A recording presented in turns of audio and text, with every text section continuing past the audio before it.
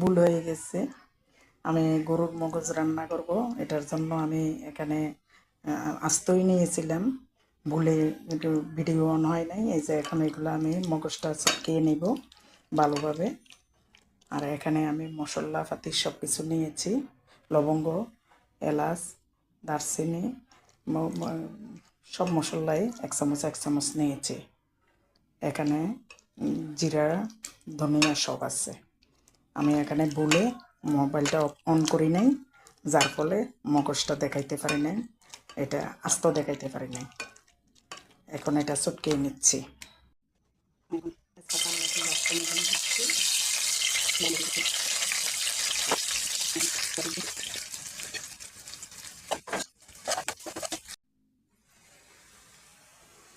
পেঁয়াজটা এখন ভাজা ভাজা হয়েছে, বেশি ভাজা যাবে না, একটু নরম রাখছি, ব্রাউন কালার হয় নাই পুরোপুরি। আমি এখন এগুলোতে মশলা মানে হলুদ মরিচ দিয়ে দিচ্ছি।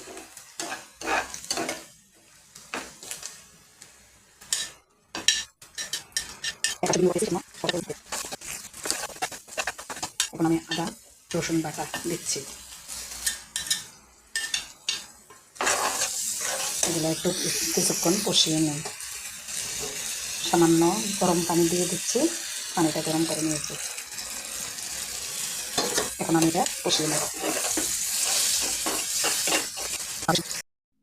মশলাটা কষানো হয়েছে, এখন আমি মগজটা দিয়ে দিব।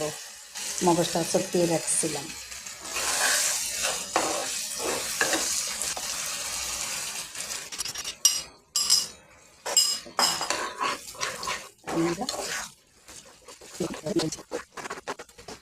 এখন আমি একটু গরম পানি দিয়ে দিচ্ছি সিদ্ধ হওয়ার জন্য।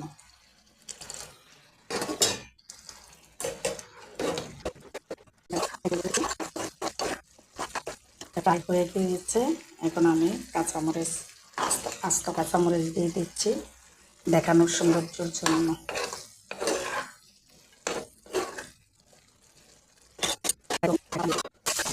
খুব সুন্দর সেন্ট আসছে, এটা ভাজা ভাজা হয়ে গিয়েছে। এখন আমি এটা নামিয়ে ফেলবো, তেল বেশি উঠছে।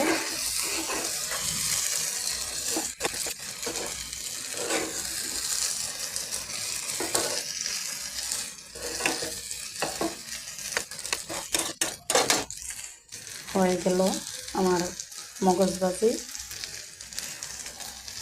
বাটিতে নিয়ে নিচ্ছি।